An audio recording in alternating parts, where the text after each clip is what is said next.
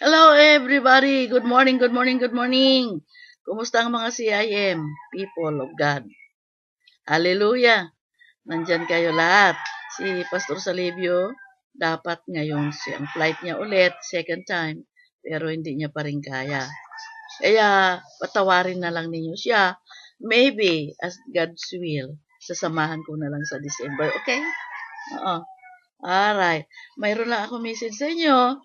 Yung yung 5 essentials, yung kailangan talaga ng ating buhay, no? Na ito ay hindi binibigay ng iba, only God, ang partner ninyo, partner ko, partner natin. Yung 5 essentials ay, number 1, prayer. Laging nananalangin. Ang panalangin hindi lang nakaluhod, every minute of your life, wherever you are. Then worship, always worship God for what you have done. He has done for you and what you have done for Him. Ito namang Bible study. Uy, magsipag-sipag naman kayo dyan. No? Labas at magsipag. Ako I'm 68 years old. Pero I still go. Gabi na ako dumating kagabi. Ganun.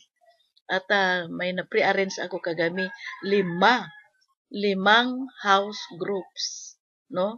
Hindi ko sinabi na 5 people will come to church. Hindi.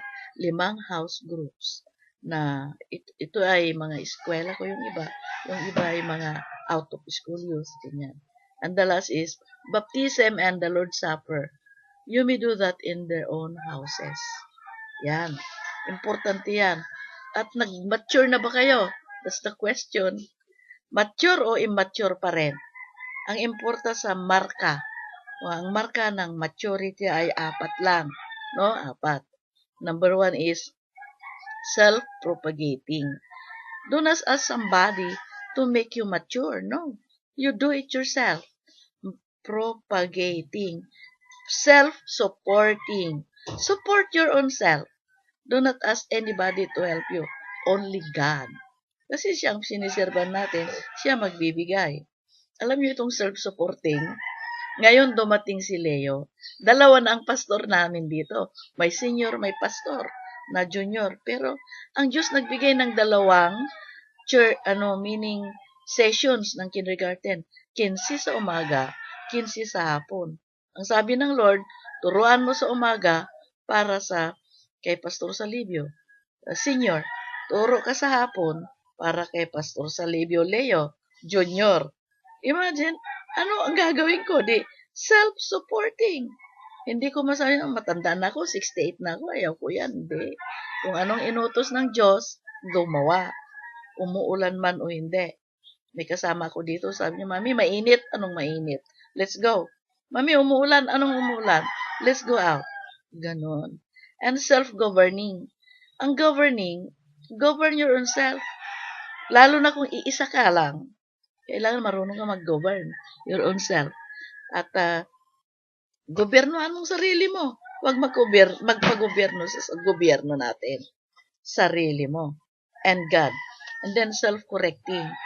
Karamihan, CIMCP ayaw makorek. Kahit kung noon yabang din ako, ayaw ko rin makorek. Kahit si Pastor Salivio, ayaw din makorek. Pero, you got to correct yourself. Self-correcting makes you mature. Amen? Yan. Yan ang ano ko sa inyo at ang message ko ay ito pa. About leaders. Leaders. Itong leadership ay LEADER. Kasi mag-graduate na ako ng masteral sa Leadership Training Institute International yan.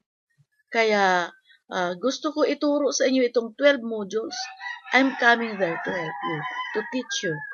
Kaya sana ipag-pray nyo. Kasi ako punong-puno na ng excitement na magdiretso sa inyo na ngayon. Pero hindi pwede, hindi ko maiwanan tong 2.